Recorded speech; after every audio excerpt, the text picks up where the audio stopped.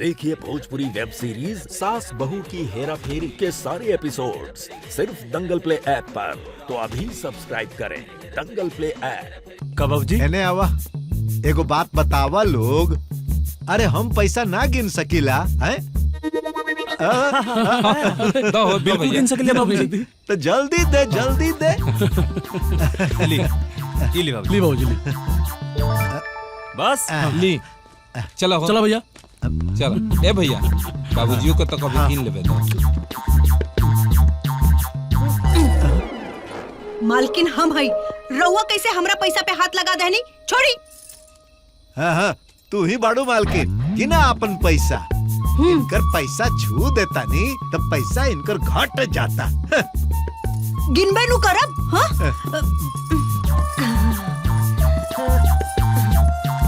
1 2 3 4 5 6 7। आई देखा तार चश्मा पे चूटी। कब चूटी? कब? जल्दी निकाली चूटी।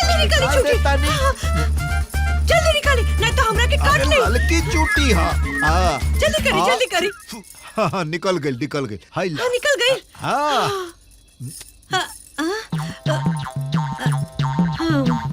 1 2। रउआ ई बताई हाँ। कि जब भी हम पैसा किने नी, रउआ कोनो न कोनो बहाना से हमार चश्मा निकाल लेली। अब हम रउआ के सामने ना पैसा ना किनब। अब हम अपन पैसा ले जाके ना भीतर रखब। ले जा, हाँ। जा। जल्दी जा। 3 4 5 6 7 8 9 10 11 12 13 14 15 16। हाँ, सब।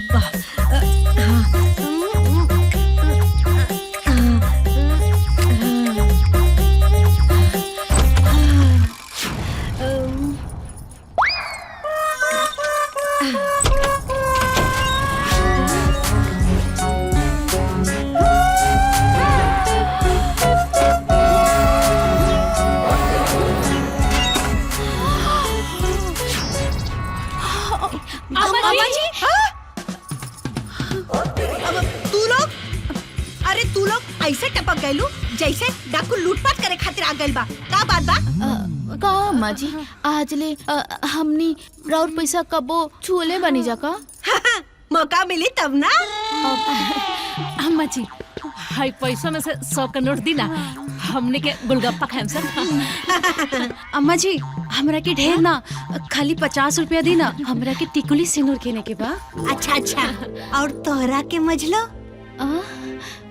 अम्मा जी, अब रउआ तो जाना तनी, हमरा के 3 लाख रुपया के जरूरत था। IVF से बच्चा पैदा करे के प्लान करे के बा।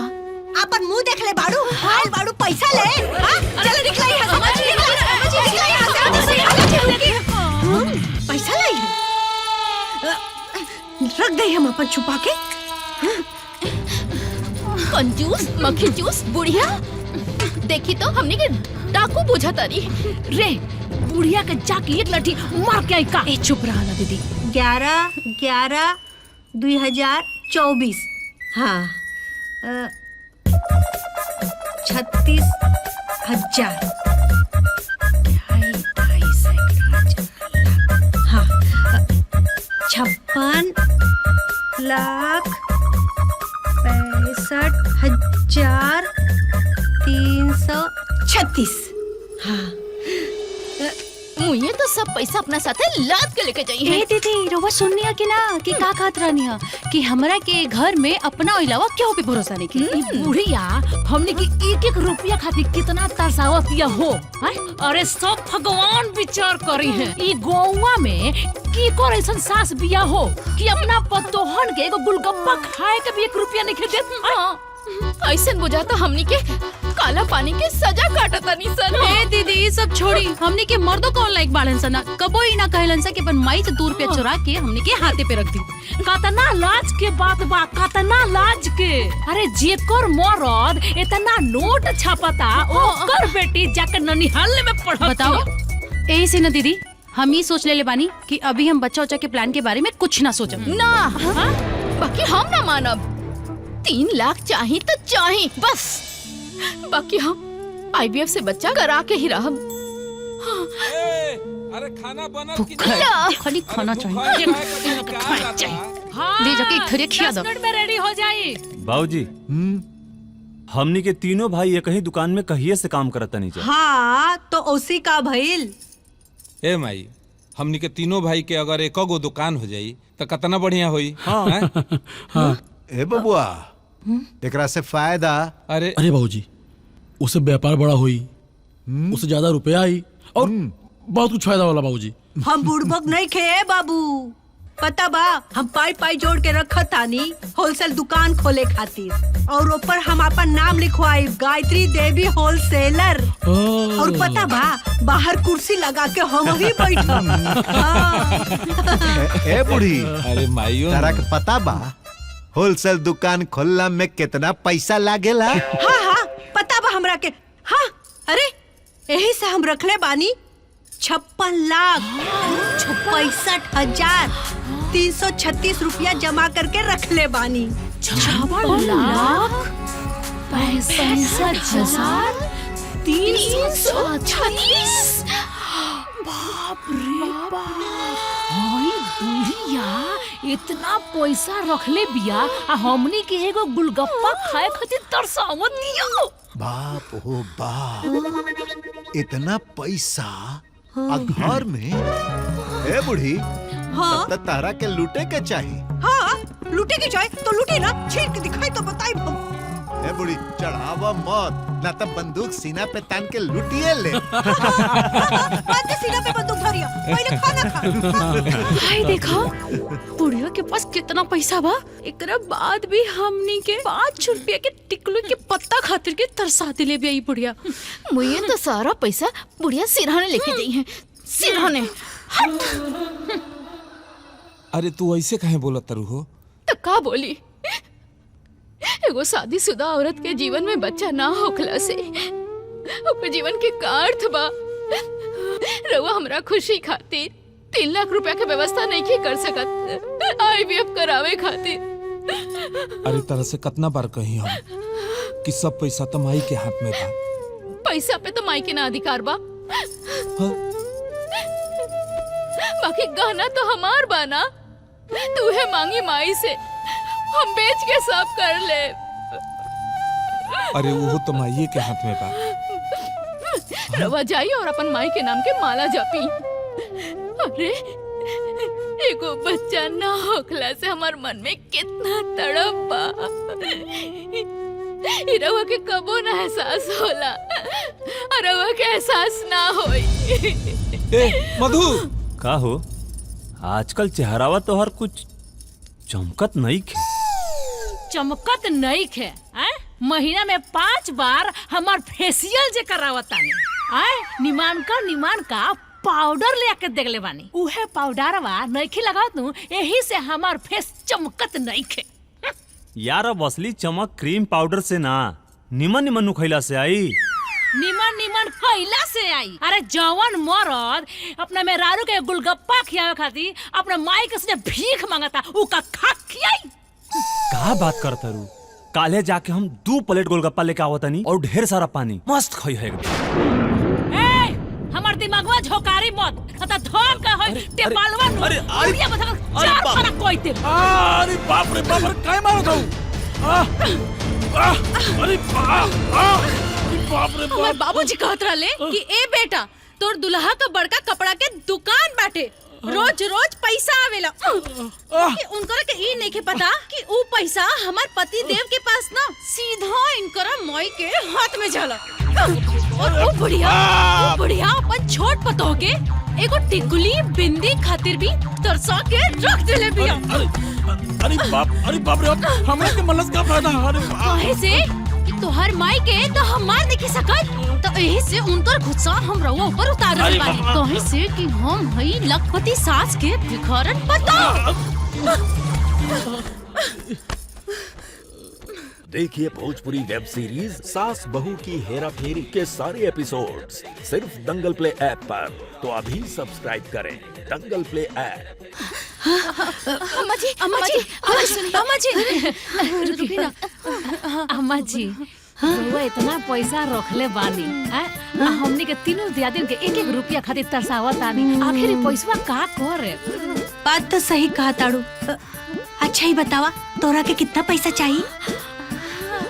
बस उहे 150-200 रुपया। अच्छा में हमार छोला भटूरा समोसा और गोलगप्पा हो जाए। अच्छा अच्छा और तोहरा के 3 लाख। वो काहे खातिर? वो IVF से बच्चा के प्लान कैले बानी। अच्छा सुई वाला बच्चा। हाँ अपना दम पे तो बच्चा पैदा होइए नहीं के सकत ना। और दुल्हन तोहरा के कितना पैसा चाहिए? ज्यादा ना 16,000 रुपया। हाँ का करबू तू? पायल और जोधा बिछा किने के बा। अच्छा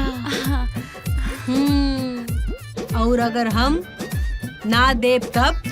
तो का मुंह में अपना छतिया पर लेके जाम का? हैं? ए माँ जी कफन में जेब ना होला सब यही जी रह जाई। धन के 3 गो रास्ता होला माई, बतावा ना छोड़। दान भोग न तो नाश। दान तो रवा करे नी ना, भोग भी तो ना खुद करब ना हमनी के करे दे। फिर नासे न होई। बात तो सही कहा ताड़ू ए दुल्हन। अरे तू लोग तो हमार आँख खोल देलू। तो दे पैसा। हाँ हाँ काहे ना पैसा चाहिए। हाँ हाँ पैसा चाहिए पैसा चाहिए पैसा चाहिए। हाँ पैसा चाहिए कारे कुकुरिया तोहनी के बाप देले राने हमरा के पैसा। अगर हमरा पैसा पे नजर गड़लू ना तो आँख फोड़ दे। हाँ और हमरा पैसा के बारे में उठपटांग बोलू ना तो मुंह सिल दे। हाँ और ओकरा से मन ना मानी ना ऐजा पकड़ के मुंह खून दे। भाग यहाँ से। हाँ आई है सब जनी हमरा के उपदेश दे। भागा पैसा चाहिए।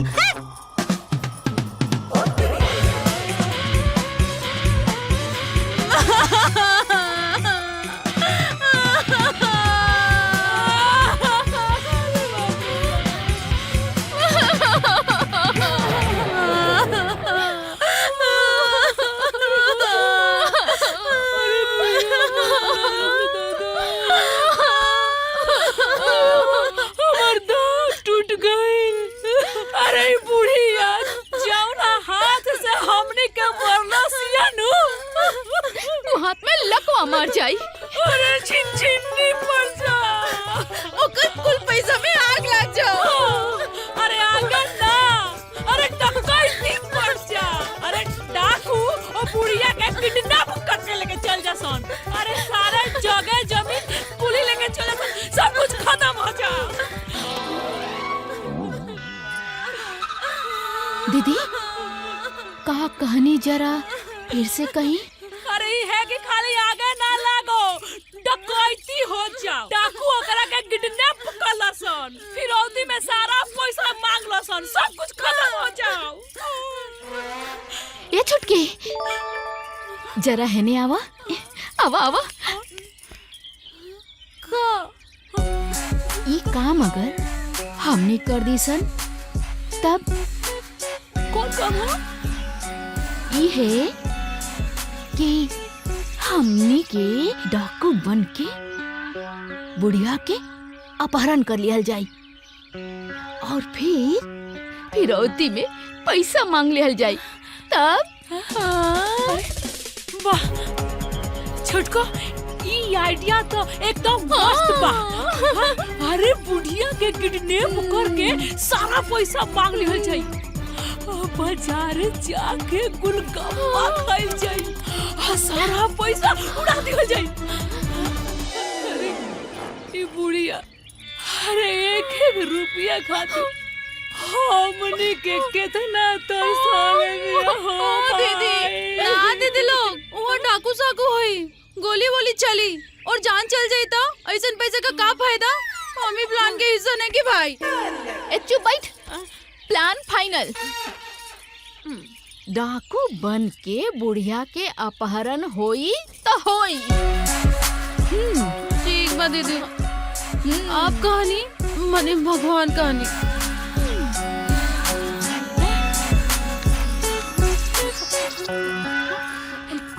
एक मिनट। बाकी डाकू वाला सामान तो दुकान पर न मिली। हाँ दीदी, आ दुकान से कहने खातिर के हमने के पैसा चाहिए और हमने के पास पैसा बाना। हमने के तो भिखारी बानी जा। गेहूं बाजार में बेच दिहल जाई। अरे लेकिन हई बुढ़िया दुआरे पर से हटी है तो हम लोग जाके बाजारी पर गेहूं बेचबू। ओकर भी उपाय बा। हे कौन उपाय हो? है नहीं आई?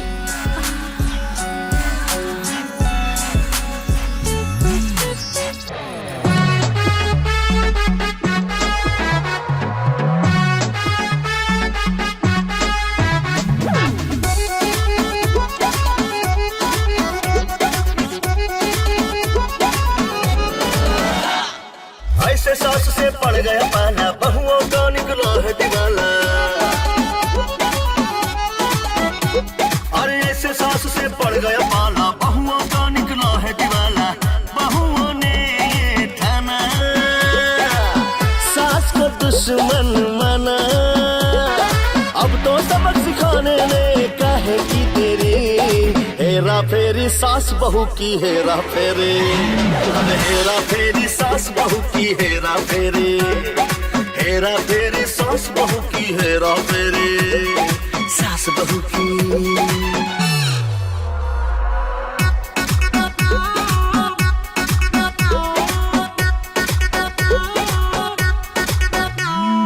हेरा फेरी ये, हेरा फेरी हेरा फेरी, हेरा फेरी हेरा फेरी, हेरा फेरी ये, हेरा फेरी हेरा फेरी, हेरा फेरी। तीनों पतोहिया सनकल रे, सास के माथा बमकल रे। अब लफड़ा है, अब तो जे बाबाल होई, चैन से रहल मोहाल होई, अब जाने न कोई। हर तीनों पतोहिया सनकल रे, सास के माथा बमकल रे। अब लफड़ा है, अब तो जे बाबाल होई, चैन से रहल मोहाल होई, अब जाने न कोई। बहू के आइल बारी, हो रही तैयारी। अब तो सबक सिखाने में काहे की देरी। हेरा फेरी सास बहू की हेरा फेरी, हेरा फेरी सास बहू की हेरा फेरी। अरे हेरा फेरी सास बहू की हेरा फेरी, अरे सास बहू की।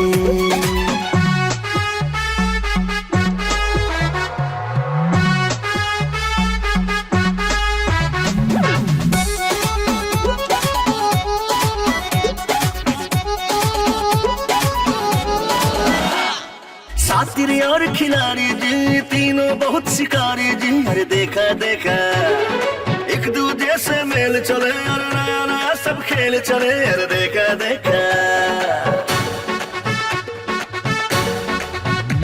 अरे सातिरी और खिलाड़ी जी, तीनों बहुत शिकारी जी। अरे देखा देखा एक दूजे से मेल चले, अरे नया नया सब खेल चले। देखा देखा छने छने नया नया प्लान बने। अब तो सबक सिखाने में काहे की देरी। अरे हेरा फेरी, हेरा फेरी सास बहू की हेरा फेरी। अरे हेरा फेरी सास बहू की हेरा फेरी, सास बहू की हेरा फेरी। देखिए भोजपुरी वेब सीरीज सास बहू की हेरा फेरी के सारे एपिसोड्स सिर्फ दंगल प्ले ऐप पर। तो अभी सब्सक्राइब करें दंगल प्ले ऐप।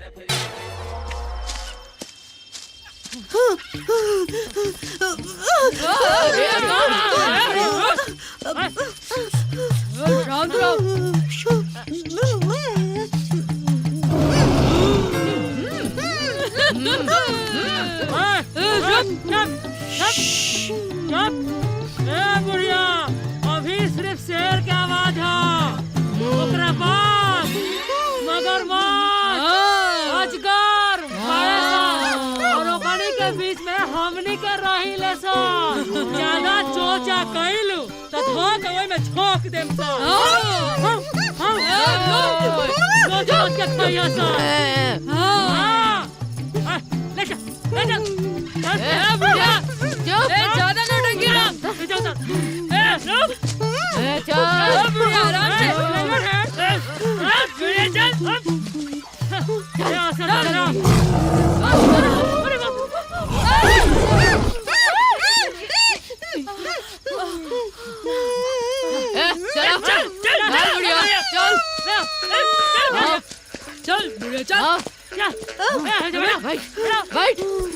बैठ जा।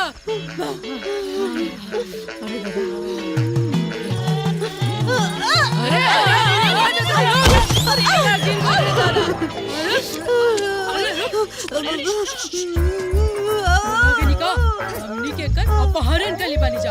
अपहरण अपहरण कैला के बाद बुढ़िया से फिरौती के पैसा लेवे के बाद सही कहानी ना डाकू लो। जी आ, सरदार। बुढ़िया। रुक बुढ़िया रुक रुक। ओए। आ बुढ़िया तोड़ खोपड़ी उड़ा दी का। सबसे खतरनाक डाकू हमनी के बहुत बड़ा गैंग बा। हमनी के नाम से हर थर लोग कापेला। नाम का बा झूलन देवी। ए बुढ़ियो तोरा के हमनी के अपहरण कैले बानी सन। कुछ कुछ कुछ कह के चाहतिया बुढ़िया। हाँ का बोले तारे रे बोल। हे डाकू जी, हे झूलन देवी, बसंती जैसे गब्बर के सामने नचले रहल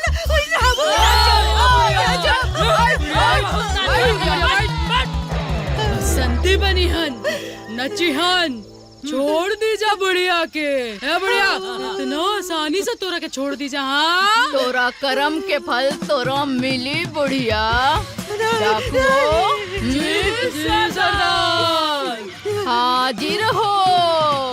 जी सरदार। जी बुढ़िया के यहाँ से उठा के हुआ खंडहर लेके चला लो। जी सरदार।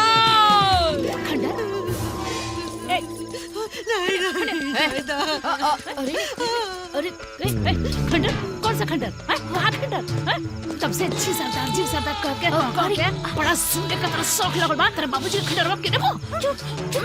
है नहीं आबो। अरे हमनी के डाकू लोग के स्टाइल में बात करे के बना। हाँ ना तो अम्मा जी समझ जाइए।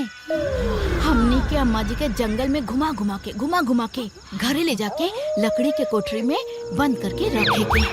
हाँ, समझ ली? अच्छा ये बात। अब राउर दिमाग के ट्यूबलाइट जलल का। तहार ट्यूबलाइट जलता तो पहले खाना बताओ। सिखानी फिर पड़ो। डाकुओ जी सरदार। यहाँ जी सरदार। बैठ बैठ बुढ़िया बैठ। डाकुओ जी सरदार। ये बुढ़िया के यहाँ से उठा के खंडहर लेके चला लो। जी सरदार। Follow me. हट बुढ़िया हट बुढ़िया हट।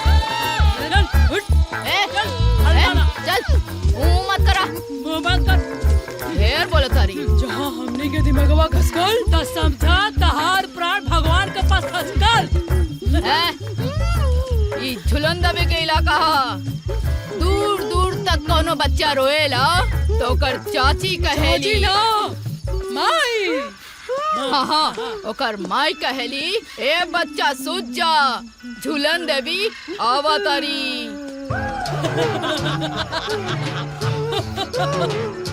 चल बुढ़िया चल। ओ बुढ़िया तनी मटक के और तनी लहरा के चल ना। चल। नाटक।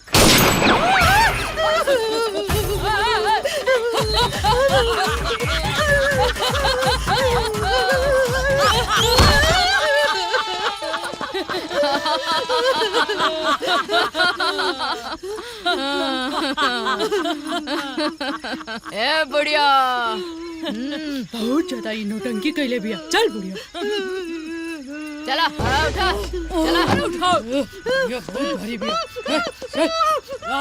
चल डाकू लोग। जी सरदार। ये बुढ़िया के हाथ और पैर बांधा। जी सरदार। का बोले तारे रे? एक बुढ़िया कुछ बोल रहा बिया। हटाओ एक कपड़ा। बोल। हे डाकू लोग, हमरा पे कृपा करा। हमार नतीजा मत कर लोगन। छोड़ दा हमरा के छोड़ दी। चुप बुढ़िया कंजूस मक्खी चूस। अरे बुढ़िया बहुत छकातिया लगता ये बुढ़िया के बुढ़वा प्यार ना करेला यही से ढेर छनक रहल बिया। बढ़िया उठ उठ बोल। डाकुओ जी सरदार। ये बुढ़िया अगर ई जगह से 1 इंच हिले ना तो एकर खोपड़ी उड़ा दिया।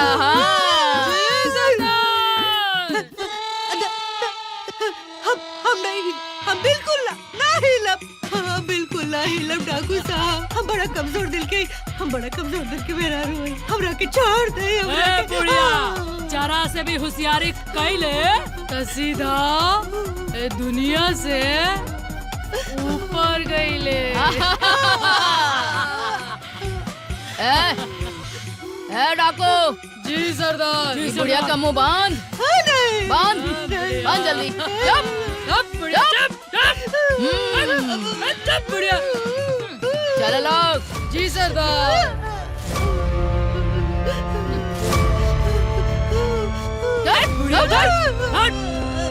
देखिए भोजपुरी वेब सीरीज सास बहू की हेरा फेरी के सारे एपिसोड्स सिर्फ दंगल प्ले ऐप पर। तो अभी सब्सक्राइब करें दंगल प्ले ऐप।